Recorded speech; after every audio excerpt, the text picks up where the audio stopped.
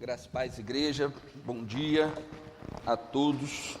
A gente está numa série de exposições bíblicas na carta de Paulo aos Filipenses.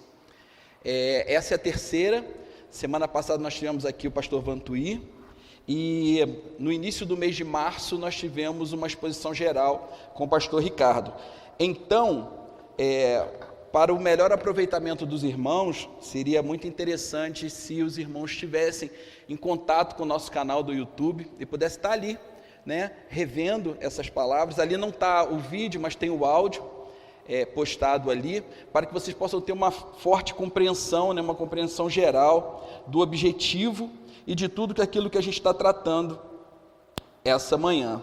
E durante esses 12 encontros, onde está distribuído entre 12 pessoas diferentes. O pastor fez uma coisa inédita, ele está fazendo uma exposição compartilhada dessa carta, e vai ser uma coisa muito proveitosa para a igreja, até para poder conhecer também outros irmãos na exposição da palavra. Vamos abrir, irmãos, então logo aí a palavra em Filipenses 1, a partir do versículo 12, nós vamos até o versículo 26. Filipenses 1, quem não tiver aí com a sua Bíblia vai poder acompanhar aqui também pela projeção, do versículo 12 ao versículo 26. Diz assim a palavra do Senhor: Quero que saibam, irmãos, que aquilo que me aconteceu tem, ao contrário, servido para o progresso do Evangelho. Como resultado, tornou-se evidente a toda a guarda do palácio e a todos os demais que estão na prisão por causa de Cristo. E os irmãos, em sua maioria, motivados no Senhor pela minha prisão, estão anunciando a palavra com maior determinação e destemor. É verdade que alguns pregam Cristo por inveja e rivalidade, mas outros o fazem de boa vontade. Estes o fazem por amor, sabendo que aqui me encontro para a defesa do Evangelho. Aqueles pregam Cristo por ambição egoísta, sem sinceridade, pensando que me podem causar sofrimento enquanto estou preso. Mas que importa? O importante é que, de qualquer forma, seja por motivos falsos ou verdadeiros, Cristo está sendo pregado e por isso me alegro. De fato, continuarei a alegrar-me, pois sei que o que me aconteceu resultará em minha libertação, graças às orações de vocês e ao auxílio do Espírito de Jesus Cristo. Aguardo ansiosamente, espero que em nada serei envergonhado. Ao contrário, com toda a determinação de sempre, também agora Cristo será engrandecido em meu corpo, quer pela vida, quer pela morte. Porque para mim o viver é Cristo e o morrer é lucro. Caso continue vivendo no corpo, terei fruto do meu trabalho e já não sei o que escolher. Estou pressionado dos dois lados. Desejo partir e estar com Cristo, o que é muito melhor. Contudo, é mais necessário por causa de vocês que eu permaneça no corpo. Convencido disso, sei que vou permanecer e continuar com todos vocês, para o seu progresso e alegria na fé, a fim de que, pela minha presença, outra vez a exultação de vocês em Cristo Jesus transborde por minha causa. Vamos orar, queridos? Pai, em nome de Jesus, mais uma vez nos chegamos, Senhor Deus, ao Senhor. Colocamos, ó Pai, a nossa vida diante do Senhor e cremos, ó Pai, que o Senhor preparou essa manhã para que possamos compartilhar essa palavra. Por isso, ó Pai, abre os nossos corações, o nosso entendimento. Tire, Senhor Deus, de nós toda a distração, tudo aquilo que possa roubar aquilo que vai ser plantado e ativado pelo Senhor essa manhã. Pedimos ao Teu Espírito Santo que nada venha a ser falado além nem aquém daquilo que o Senhor propôs no seu coração, mas que essa manhã, ó Pai, vidas sejam transformadas, edificadas e enriquecidas no Senhor. É o que nós te pedimos para a Tua glória mesmo, em nome de Jesus, que todos digam amém. Amém. Queridos, eu coloquei o título dessa mensagem, dessa manhã, desse estudo, desse compartilhar essa manhã, como o avanço do Evangelho diante das circunstâncias da vida. E esse é um texto, continuando essa sequência, na carta aos Filipenses, onde Paulo, após receber, uma breve, a gente entender um pouquinho como nós chegamos até aqui. Paulo está preso numa prisão domiciliar em Roma, e ele recebe um mensageiro enviado de Filipos, da igreja de Filipos, que é Epafrodito, Inclusive, até uma sugestão boa de nome, se você quiser dar um nome aí a um filho, né? Epafrodito. E Epafrodito, mensageiro de Filipos, vai até Paulo para quê? Não somente para levar-lhes uma oferta, né, para o seu sustento, mas também para ficar à disposição dele no serviço da obra do Senhor. E relatando sobre as condições da igreja em Filipos, deixa Paulo, né, na necessidade de enviar-lhes uma carta. E nessa carta, não somente ele envia os seus agradecimentos e a sua oração, né, que foi exposta na semana passada, no domingo passado, pelo pastor Vantuí, mas ele começa a revelar a ele sobre as suas circunstâncias. Quais circunstâncias ele está hoje naquela condição de preso? Não uma condição de preso encarcerado dentro de uma prisão, dentro de um cárcere, mas ele tem uma prisão domiciliar, que era o que de costume era levado para os presos políticos daquela época. Ele tinha uma prisão onde tinha uma guarda que não deixava ele ter a liberdade além daquele espaço onde ele estava. Então Paulo, ele no intuito de escrever, né, também, porque era o hábito, né, na época, você escrever agradecendo, recomendando, ele vem também passando a sua condição. Então nós podemos aqui nesse texto, dividir esse texto, né, do versículo 12 até o 26, em 3 partes. A primeira parte delas, Paulo está falando das circunstâncias da sua prisão. Na segunda parte, ele vai falar do surgimento de outros líderes que rivalizam com ele. Nós vamos entender isso aqui. E na terceira parte, ele abre o coração dele e fala sobre a expectativa do coração dele com relação a essa prisão. Então, nos voltando aqui ao versículo 12, ele diz aqui, quero que saibam, irmãos, que aquilo que me aconteceu tem antes servido para o progresso do Evangelho. Percebe que ele começa essa parte não falando da sua condição própria, o que seria muito natural para nós. Falar, irmãos, olha, eu estou aqui, tem me faltado isso, estou me sentindo triste, eu estou me sentindo desanimado, não, eu estou animado, eu estou precisando disso, precisando daquilo. Ele não quis falar do seu interesse próprio, mas ele quis falar daquilo que era mais interessante para ele. Ele quis dizer, olha, ele quis confortar o coração daquela igreja, dizendo, olha, embora vocês saibam que eu tenho contribuído muito para a expansão do Evangelho, que eu participei, né, e tive à frente de 3 viagens, junto com 3 viagens missionárias, que eu estando solto, o Evangelho continua avançando, mas mesmo preso, o Evangelho não parou de avançar. Ele conforta o coração dos filipenses, falando assim, olha, calma, pelo que parece, porque parece que parou o avanço do Evangelho com a minha prisão, parece que parou de acontecer, essa expansão missionária foi paralisada, mas eu quero encorajar vocês e dizer que não, isso não parou não, e ele vai continuar explicando de que maneira que esse Evangelho está avançando, está alcançando outras pessoas. E ele diz aqui no versículo 13, olha, como resultado, tornou-se evidente que toda a guarda do palácio e a todos os demais que estão na prisão por causa de Cristo. Lembrando que, mesmo Paulo estando preso, nessa prisão domiciliar, nesse período de 2 anos que ele ficou preso, ele escreveu 4 cartas. Ou seja, o Evangelho tem avançado no ministério de Paulo até os dias de hoje, por causa dessas 4 cartas que foram escritas na prisão, que foi a carta aos Filipenses, a carta aos Colossenses, Efésios e Filemon.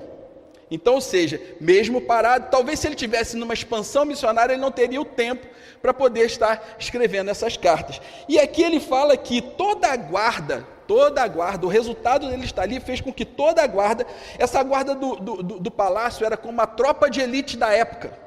Eram aqueles que guardavam não somente os presos políticos, mas também eram responsáveis por guardar o palácio do imperador, no caso de César. Então ele está falando que toda a guarda e os demais estão cientes de que a prisão dele foi por causa de Cristo. E todos sabem por quê. Alguns fatos sucederam na prisão de Paulo que trouxeram isso ao conhecimento de todos. Primeiro, ele era um preso diferente dos outros. Por quê? No último julgamento dele, diante do rei Agripa, ele foi tido como inocente. Agripa falou, olha, não vejo motivo para te condenar. Mas ele falou assim, não, eu apelo a César. Mas como você vai apelar a César? Você pode ser absolvido agora. Porque Deus me falou que eu tenho que me apresentar diante de César. Isso foi algo diferente e notado. Ele estava preso porque ele decidiu estar preso. Tanto que ele chega a Roma já com, vamos dizer, um salvo-conduto de que, diante dos reis que ele tinha se apresentado na Palestina, ele já tinha sido absolvido, não havia nada contra ele, mas que ele mesmo assim apelou para estar diante de César. E outro fato, que também era conhecido de toda a guarda, é que no percurso da Palestina até Roma, aconteceu um fato muito interessante, que foi o naufrágio. Foi uma viagem terrível, onde, pela mão de Paulo, todos os guardas e todos os presos que estavam naquele navio, mais ou menos 276 pessoas, tiveram a vida preservada e salva por Paulo. Todos aqueles guardas que conduziam aquela viagem estavam presentes no momento em que, através do comando dele, a vida foi preservada. Através do comando dele, ele viu que naquela ilha onde eles naufragaram, ele pôde estar curando o principal daquela ilha, ele pôde estar curando todas as pessoas daquela ilha, ficar em grande estima, ou seja, havia um conhecimento de toda essa guarda de que Paulo era uma pessoa diferente. E quando eles estavam com Paulo, nesse período de prisão domiciliar, provavelmente havia um revezamento dessa guarda, com certeza eles eram evangelizados, era a oportunidade de Paulo estar compartilhando, pela autoridade que ele adquiriu de todo esse histórico até chegar até ali, essa autoridade fez com que essas pessoas tivessem o conhecimento de que ele estava ali, e ele estava preso por Cristo. Esse é uma boa evidência. Tá? E depois continua no versículo 14. E a maioria dos irmãos, motivados no Senhor pela minha prisão, estão anunciando a palavra com maior determinação e destemor. Que irmãos eram esses, querido? Que irmãos eram esses? Eram os irmãos que moravam na cidade de Roma. Há poucos anos atrás, Paulo havia escrito uma carta para esses irmãos que ele não conhecia, mas para os irmãos de Roma. Nós temos acesso a essa carta. É o verdadeiro tratado teológico, que é a carta aos Romanos, e você pode ver que ali ele manifesta o desejo de conhecê-los, e que dali ele poderia partir para a expansão de missões na Espanha. Mas os irmãos conheciam Paulo, e esses irmãos, quando souberam da prisão dele, com a presença dele ali nas condições que ele estava, eles poderam ser o quê? Encorajados, animados, fortalecidos, para quê? Para que continuassem evangelizando, para que avançassem, para que estivessem animados a fazer isso. Eles foram encorajados a isso. E nós podemos pensar algumas coisas com relação a essa primeira parte. Com base nesse texto, vemos o quanto é difícil compreender uma situação dirigida por Deus. É muito difícil, quem não tivesse conhecendo da boca de Paulo o que estivesse acontecendo, entender a circunstância que ele estava preso. Quem, a um primeiro olhar, prestar atenção, uma pessoa está presa, o que vem na nossa cabeça? Alguma coisa ele fez. No dia de hoje é assim, Se está preso, alguma coisa ele fez. Onde há fumaça, há fogo. Olha, ele não está preso à toa. Não é assim que a gente pensa? Mas a gente vê que Deus tem os caminhos dele, Deus tem seus próprios caminhos. Por isso Paulo, nesse mesmo capítulo, no versículo 9 e 10, na oração de Paulo, que foi explicada na semana passada, uma das palavras que Paulo usa na intercessão pela igreja de Filipos é o quê? Discernimento. Discernimento. Porque ao discernir, ao ter discernimento das coisas, nós corremos o risco de não rejeitar aquilo que Deus aprova e de não aprovar aquilo que Deus rejeita. Precisamos nos dias de hoje de discernimento. Como eu falei, Deus tem os seus caminhos. O caminho que Paulo tinha no seu coração quando escreveu sua carta a Romanos foi de estar em Roma e de lá partir para o seu ministério. Mas Deus quis que Paulo estivesse em Roma, mas como preso. Nós sabemos do que nós passamos essas semanas. Nós sabemos, semanas atrás, nós tivemos uma triste notícia, que o nosso pastor Ricardo, foi acometido da Covid, contaminado. E não somente ele contaminou o filho, o Danielzinho, contaminou a esposa, grávida. E isso, a um primeiro ver, é um cenário terrível. nós não entendemos o propósito disso. Mas se nós participamos do culto fúnebre, na quarta-feira, pelo falecimento do nosso irmão, Irã, que partiu para a glória a Deus por isso, nós percebemos que ali ele deu um testemunho, e nesse testemunho o que foi falado? Se eu não tivesse contaminado, eu não teria a possibilidade de estar não só com o irmão Irã, momentos antes dele ser entubado, como também estar com a minha tia, que veio também a óbito, na terça-feira. São coisas, são quadros, são cenários que nós só conseguimos enxergar, muitas das vezes nos é revelado depois que acontece. Mas são coisas que realmente nós precisamos entender e pedir a Deus o quê? Discernimento, para realmente não colocarmos, nos precipitarmos no falar e não entender o que Deus está agindo. E ali Paulo estava falando isso, olha, embora o cenário seja ruim, eu esteja preso, mas a obra continua avançando. Podemos ver aqui na parte 2, a partir do versículo 15, onde Paulo vai tratar de em quais circunstâncias está acontecendo esse envolvimento da liderança e dos irmãos de Roma para com ele. Então aqui no versículo 15 é dito aqui, ó, é verdade que alguns pregam a Cristo por inveja e rivalidade, mas outros fazem de boa vontade. Com certeza, a presença de Paulo em Roma, ele sacudiu com a estrutura da própria igreja que já havia em Roma. Por quê? Paulo era proeminente, era uma pessoa relevante na obra de Deus, era o apóstolo dos gentios, aquele que trazia uma mensagem diferenciada, inclusive dos outros apóstolos, porque ele foi enviado para pregar aos gentios, ele tinha as viagens, ele era conhecido de todos na cidade, e isso consequentemente trouxe para a liderança que já havia em Roma algum desconforto. Eles talvez perderam um pouquinho da sua proeminência diante dos irmãos, e isso gerou algumas dificuldades aos olhos das pessoas, e Paulo sabia disso. Paulo sabia, como diz aqui, que é verdade que alguns pregam por inveja e rivalidade. Inveja por quê? Porque, poxa, agora Paulo está aqui, mas ele está preso. Eu quero mostrar que eu também prego, eu quero mostrar que eu também estou pregando a Cristo. E rivalidade, porque provavelmente algumas dessas lideranças de Roma, nós podemos dizer que não só perderam prestígio com seus membros, mas que pode ter acontecido de alguns membros começarem a ouvir mais Paulo do que eles mesmos, principalmente depois da sua carta enviada a Roma. Então, nós precisamos entender que isso realmente estava acontecendo. Ele fala, é verdade, alguns pregam a Cristo por rivalidade, mas outros fazem de boa vontade. E aqui nós vemos, ele vai se referir àqueles que fazem de boa vontade. Ele começa assim no versículo 16, estes o fazem por amor, sabendo que aqui me encontro para a defesa do Evangelho. Aí ele está se referindo aos irmãos que pregam de boa vontade.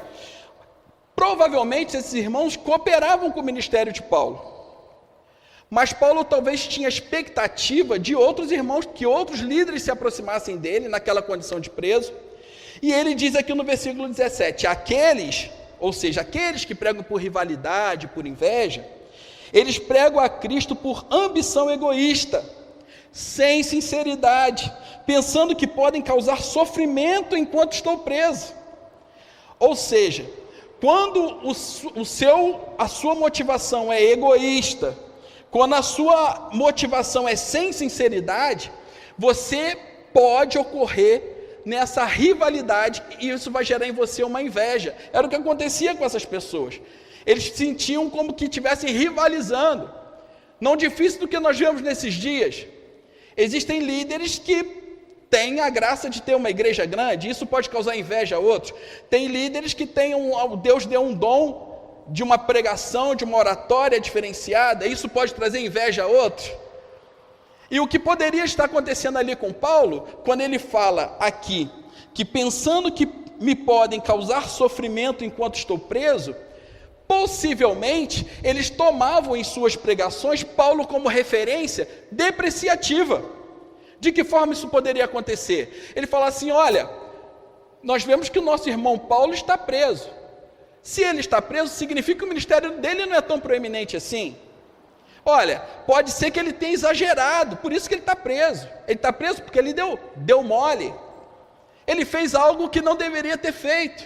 Até porque naquela época não existia o Instagram, o WhatsApp, as redes sociais. As informações demoravam a chegar de um local a outro. E, na verdade, provavelmente se propagavam muito mais as fake news. E você, reforçado nisso, tentava o quê? Diminuir o ministério de Paulo, para quê? Para que eles pudessem engrandecer o ministério deles. E aí Paulo, meio que, de uma maneira, pensando assim, eles achavam, ele fala assim, ó, pensando que podem causar sofrimento, ou seja, pensando, eles não causavam sofrimento a ele.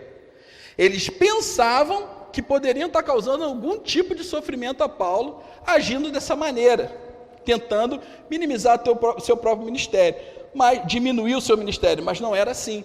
E aí ele termina essa parte dizendo assim, mas que importa? Versículo 18, mas que importa? O importante é que de qualquer forma, seja por motivos falsos ou verdadeiros, Cristo está sendo pregado, e por isso me alegro. De fato, continuarei a me alegrar. Paulo, o que ele está dizendo aqui? Eu não estou nem aí. Eu não estou nem aí se eles estão com inveja de mim. Eu não estou nem aí. A minha preocupação é, estão pregando o Evangelho de Cristo está avançando? Essa é a minha alegria. Esse é meu gozo. Se eles estão me usando de escada para pregar o Evangelho, não tem problema, pode me usar. Paulo não estava preocupado. Paulo não estava preocupado em manter a sua imagem, aquele bloqueio que muitos têm da autoaceitação. Muitos ficam preocupados e ficam amedrontados, ficam temerosos quando alguém fala deles, quando alguém cita eles. Paulo não estava preocupado, porque aquilo que era mais importante estava acontecendo. Mas a gente tem que salientar uma coisa: esse texto, usado fora do contexto, ele pode ser um aval para a pessoa dizer que você pode pregar de qualquer forma. O texto não está dizendo isso. Esse texto não está dizendo que você pode pregar de qualquer maneira, de qualquer louca, tudo que passar na sua cabeça, dessa maneira você pode apresentar a Cristo, porque o texto não está apontando para isso. A ênfase de Paulo com relação à maneira, ele está falando aqui da sinceridade do coração, ele está falando das motivações dessas pessoas. Nós não precisamos nos preocupar da motivação do que as pessoas estão fazendo para pregar a Cristo, contanto que a mensagem não seja adulterada, haja integralidade nessa mensagem. Está pregando a palavra, uma palavra íntegra, fiel, bíblica, amém, querido.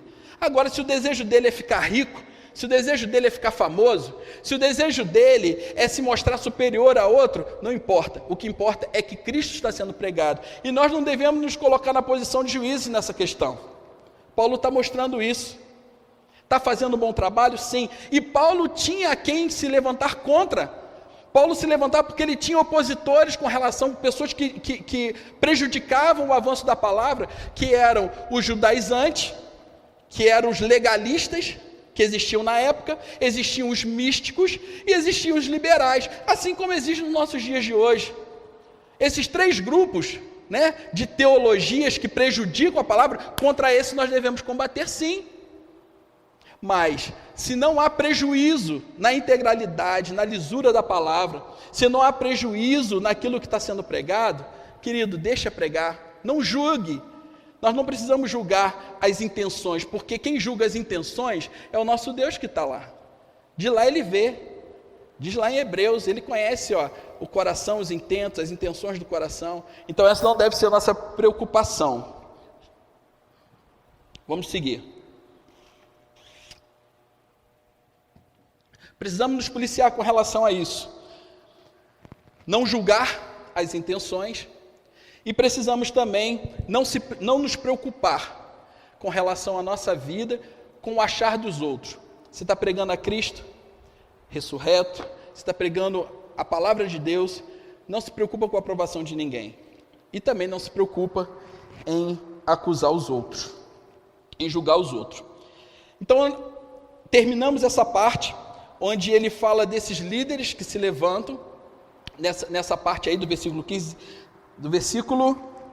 vai do 15 ao 18, E agora nós entramos na última parte. Nessa última parte, que vai do versículo 19 ao versículo 26, nós vemos que Paulo, ele abre o coração dele. Ele fala assim, olha, eu já falei das circunstâncias da minha prisão, eu já falei das circunstâncias do avanço do evangelho aqui em Roma, e agora eu vou abrir o meu coração para vocês. Eu vou dizer qual é a minha expectativa com relação à minha própria vida, do que vai acontecer comigo. E aí ele começa aqui no versículo 19 dizendo assim, ó, pois sei o que me aconteceu resultará em minha libertação, graças às orações de vocês e ao auxílio do Espírito de Cristo, de Jesus Cristo. Com certeza essa era a expectativa dele. Ele sabia que se Deus falou, é necessário que você se apresente a César, a expectativa do coração dele, que após ele se apresentar diante de César, ele seria liberto. Mas não sozinho, porque ninguém conduz um ministério sozinho. Ele sabia que isso tinha o apoio das orações dos irmãos, e ele sabia que isso também teria o apoio, o estar diante de César, teria o apoio do Espírito Santo.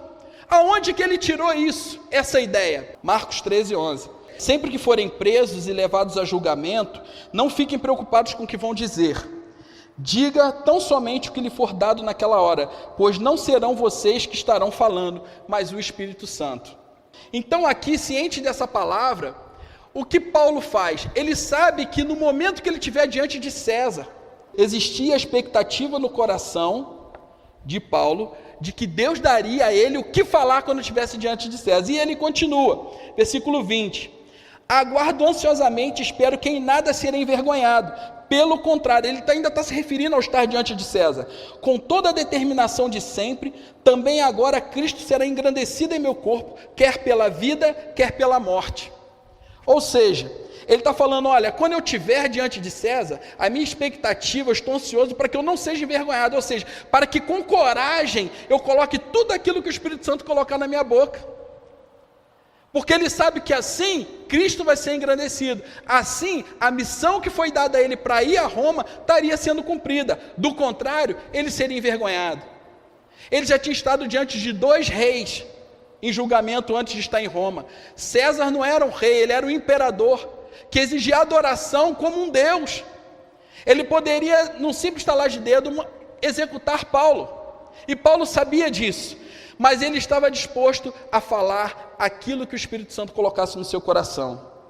E aí segue uma frase tão conhecida. Nessa sequência ele fala, porque para mim o viver é Cristo e o morrer é lucro.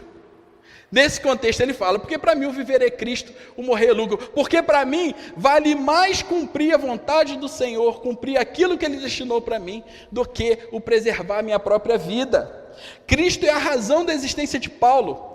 Ele está ali por causa de Cristo, ele tem a plena certeza disso. E a morte para ele não é prejuízo de nada. A morte física não é prejuízo para ele. Sabe por quê? Porque ele já declarou que ele está crucificado com Cristo. Ele já declarou, já não sou eu quem vivo, mas Cristo vive em mim. Alguém que já está crucificado com Cristo, alguém que já morreu para o mundo, alguém que já passou pela transformação, já é nova criatura em Cristo, não tem mais o receio da morte física, porque ele sabe o que aguarda do outro lado. E ele segue aqui no versículo 22, vamos do 22 ao 24, ele diz, caso continue vivendo no corpo, terei fruto do meu trabalho e já não sei o que escolher. Estou pressionado dos 2 lados, desejo partir, estar com Cristo, o que é muito melhor. Contudo, é mais necessário, por causa de vocês, que eu permaneça no corpo. Paulo tinha plena ciência dos dons aos quais Deus havia habilitado ele. Paulo tinha certeza de que ele era útil e muito útil, não só na preservação, mas também na expansão do Evangelho. E ele ficou numa condição difícil. Por que uma situação difícil? Porque ele diz aqui no 23, estou pressionado dos 2 lados. Imagina a pressão de Paulo. Desejo partir, estar com Cristo, que é muito melhor. Por que ele falou isso? Ele declarou somente por fé? Não! Se você abrir lá em 2 Coríntios, creio que agora está certo, 2 Coríntios 12, de 2 a 4, você vai ver, conheço um homem em Cristo que há 14 anos, Paulo falando, foi arrebatado ao 3º céu. Se foi no corpo ou fora do corpo, não sei, Deus o sabe. E sei que esse homem, se no corpo ou fora do corpo, não sei, mas Deus o sabe, foi arrebatado ao paraíso e ouviu coisas indizíveis, coisas que ao homem não é permitido falar. Imagina a pressão de Paulo. Paulo já teve a experiência de conhecer o que ele ia encontrar na sua morte. Ele já tinha certeza de que se ele morresse aqui, da forma que ele morresse, ele ia para esse lugar que ele já tinha sido apresentado por Jesus. Jesus já tinha revelado a ele. Ele sabia que lá, por isso ele pôde falar o que é muito melhor. Ele nos dá essa segurança, que lá o que nos aguarda é muito melhor. Mas num senso de responsabilidade, por tudo aquilo que Deus tinha plantado através da sua vida, e pelo amor que ele tinha pela igreja, principalmente pela igreja de Filipos, a qual ele tinha como filhinhos, a qual ele tinha como coroa do seu ministério, ele falou não. Aí ele coloca a expectativa dele. Eu estou pressionado, mas ele fala assim: contudo é mais necessário, versículo 24, por causa de vocês que eu permaneça no corpo. Ele não escolheu o que seria melhor para ele, depois de tudo que ele já tinha cumprido no seu ministério, mas ele sempre estava olhando o que era melhor para a obra de Deus, o que era melhor para a vida dos irmãos. E ele continua aqui no versículo 25 e 26, convencido disso, sei que vou permanecer e continuar com todos vocês para o seu progresso e alegria na fé, a fim de que, pela minha presença, outra vez, a exultação de vocês em Cristo Jesus transborde por minha causa. Ele tem a certeza da utilidade dele em permanecer. E ele coloca aqui pelo menos 3 pontos ao ficar, quais seriam os benefícios que a igreja, principalmente a igreja em Filipos, iria receber. Primeiro que ele coloca é progresso, está aqui no versículo 25. Para o seu progresso, ele sabe o quanto avançaria a igreja com a sua presença, o quanto avançaria a igreja através do seu ministério, o quanto tudo aquilo que foi relatado por Epafrodito, que durante essas semanas os irmãos vão estar aqui acompanhando e vão perceber, com a presença dele poderia ser ampliado. E ele também fala de um segundo ponto, que é a alegria da fé. Essa alegria que a razão humana não consegue explicar. Essa alegria que é o tema central dessa carta, a alegria no sofrimento, ele poderia enriquecer a vida dos irmãos explicando isso. Como você pode permanecer alegre, mesmo que as circunstâncias sejam completamente contrárias a isso, mesmo que num olhar natural você não consiga entender, mas você poder compartilhar com vocês o que é a alegria na fé, na esperança daquilo que Deus tem feito. E por último ele coloca, dar glórias a Deus por sua vida. Quando ele fala aqui, a fim de que pela minha presença, outra vez a exultação de vocês em Cristo Jesus transborde por minha causa. Ou seja, isso enriqueceria porque eles poderiam dar graças a Deus. Eles não eram que sustentavam Paulo não só financeiramente, mas também em orações, e quando você vê que as suas orações foram ouvidas por Deus, isso não reflete em você uma abundante alegria, não redunda em você glorificação a Deus por isso. É isso que ele está falando aqui, que aconteceria. Então nós vemos aqui a explicação, nós vemos aqui como Paulo coloca as suas circunstâncias de maneira nenhuma baseando nele. E aqui, já partindo para a conclusão, eu gostaria de colocar 3 aspectos desse texto que nós lemos, do versículo 12 ao versículo 26. Primeiro ponto que nós podemos analisar aqui: Paulo não foi afligido em hipótese nenhuma nas circunstâncias que ele estava vivendo. Ele vivia para ver o evangelho avançando, por isso conseguia se alegrar e ver a mão de Deus nos piores cenários. Como a expectativa dele não era em benefício próprio, o que ele via como sucesso era o avanço do evangelho. Não importa o que está acontecendo comigo, o evangelho está avançando, eu estou alegre. Por isso que, mesmo na prisão, mesmo respirando, no cangote dele, César podendo acabar com a vida dele, o que ele faz? Ele resolve se alegrar, porque ele sabe que mesmo dentro dessa circunstância, o evangelho continua avançando. Engraçado saber que Paulo, aqui essa carta e nem os textos bíblicos revelam, só lá em Atos 28, se eu não me engano, mas Paulo foi liberto, ele ficou somente 2 anos nessa prisão domiciliar. Depois disso, ele gozou de mais uns 3 anos, né? Mais ou menos, não é isso, minha professora? Ficou aí mais ou menos 3 anos, onde nós não sabemos se ele foi a Filipos ou não, mas a expectativa do coração dele foi ouvida. O que ele esperava aconteceu. Paulo foi liberto. Infelizmente, nós não temos o relato da presença dele diante do imperador, mas é uma coisa que eu gostaria de perguntar quando encontrar com ele. Como é que foi esse entreveiro? Como é que aconteceu isso? Como foi o julgamento dele diante de César? Mas nós sabemos que ele foi liberto. Anos depois, ele foi preso de novo, mas dessa vez foi no início da perseguição da igreja através de Nero. Aí não teve nada a ver com essa primeira prisão, não teve nada a ver. O que nós vemos que Deus colocou uma expectativa no coração dele, e essa expectativa foi alcançada, Deus agraciou ele, e isso foi bênção, porque o sucesso dele, o sucesso para ele não era o seu benefício, tanto que ele vai falar lá, no capítulo 4, do versículo 11 ao versículo 13, ele vai falando, olha, eu sei viver debaixo de qualquer circunstância, sei viver com fome, com sede, sem apanhar, pode acontecer tudo. Ele termina o versículo 13 falando, posso todas as coisas naquele que me fortalece, por isso, porque ele sabia e ele já tinha vivido todas essas circunstâncias, e essas circunstâncias não baseavam o sucesso dele, mas sim o avanço do Evangelho. Ponto 2, assim como Paulo, podemos viver para engrandecer a Cristo dentro da individualidade de cada um. Querido, isso não é atributo somente de um apóstolo, não é atributo somente de um pastor, não é atributo somente de um missionário, de um líder da igreja. Isso é um atributo de todos nós. Todos nós temos e podemos decidir, assim como Paulo declarar, olha, para mim o viver é Cristo e o morrer é lucro. Você pode viver para engrandecer a Cristo dentro da sua própria vocação, do seu chamado, se você é empresário, se você é funcionário, seja quem você seja, se você é motorista de Uber, você pode engrandecer o nome de Jesus, aonde você estiver.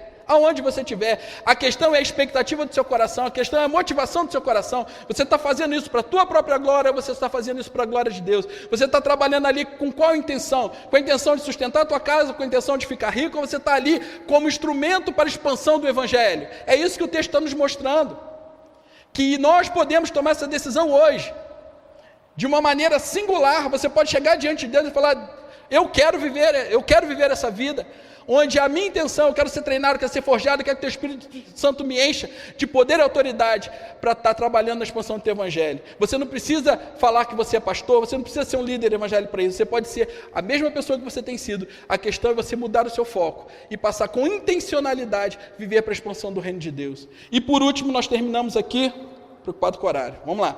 Por último, nós terminamos aqui com o último ponto. Vivemos em tempos, onde nós vemos que nós vivemos em tempos difíceis. Quão difícil! Eu nunca imaginei que nós poderíamos chegar ao ponto que nós chegamos hoje, a nível mundial. Tudo que nós estamos vivendo, não precisamos relatar isso. Nós passamos um período hoje de angústia, de tristeza, de incerteza, de medo. Quando você olha para um lado natural, é isso que nós temos. Um quadro natural da realidade que nós temos hoje, que nós vemos é isso. Todos os dias as notícias que chegam aos nossos ouvidos não são boas. Para não sermos mais contaminados, contagiados com isso, nós temos que desligar nossa televisão, porque o assunto é só esse. É só medo, é só tragédia, é só insegurança. E aí nós vemos, quando nós olhamos para a postura de Paulo, para como nós olhamos o exemplo que foi preservado nessa palavra para que chegasse aos nossos corações hoje, e o que nós podemos tirar como a grande ideia desse texto hoje é isso: uma vida alinhada com a vontade de Deus não se abala com as circunstâncias, mas se dispõe a viver ou morrer para cumprir o seu chamado. Vou repetir: uma vida alinhada com a vontade de Deus não se abala com as circunstâncias. Deus não tem o interesse que você viva amedrontado, que você viva inseguro, que você viva se escondendo. Não, pelo contrário.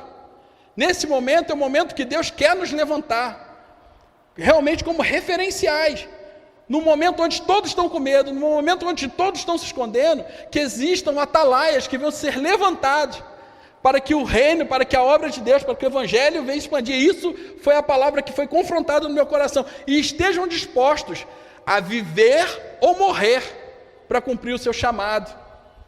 Eu lembro numa aula que eu tive no seminário, em que o professor estava compartilhando um estudo que foi feito, onde as pessoas elas deveriam dizer o que mais angustiava o coração delas se estivessem diante da morte.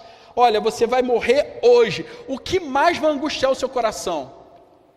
E pasmem, o resultado dessa pesquisa, o que muitos pensavam é que o que angustiaria o coração era o que essas pessoas teriam medo, é do que iriam encontrar depois da morte.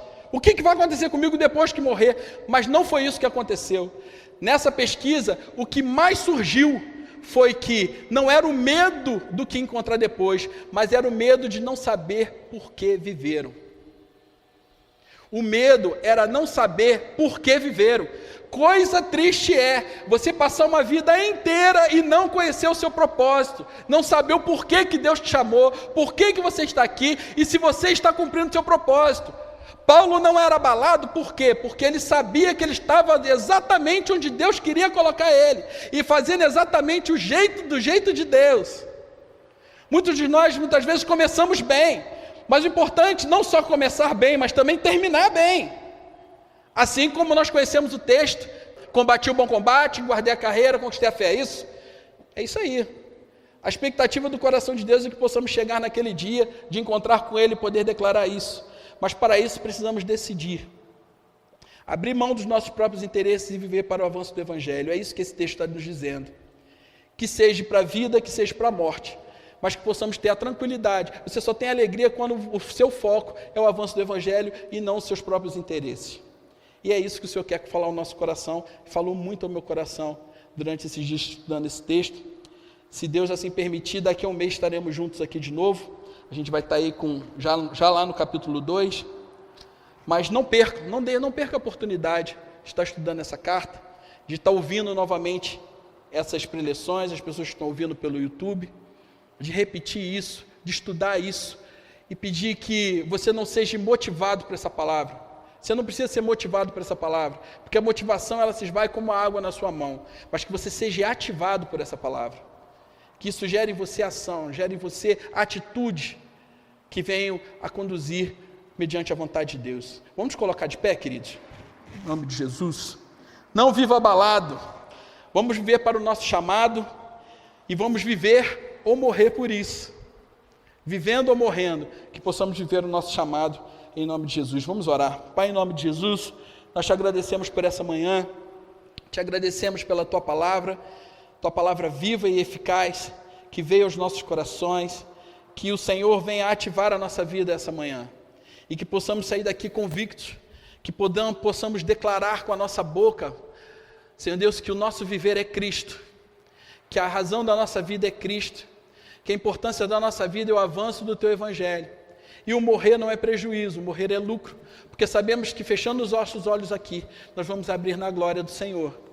Pai, muito obrigado por essa manhã, esteja abençoando a vida dos meus amados, venha abençoando a família dos meus amados, o almoço, esse domingo abençoado, que à noite possamos estar aqui animados, alegres, felizes, ó Pai, dispostos, Senhor Deus, a louvar o Senhor, mesmo que nos nossos lares, mas que possamos, ó Pai, ser ricamente abençoados, porque a tua bênção, Senhor Deus, ela venha nos enriquecer e não acrescentar nenhum tipo de dor.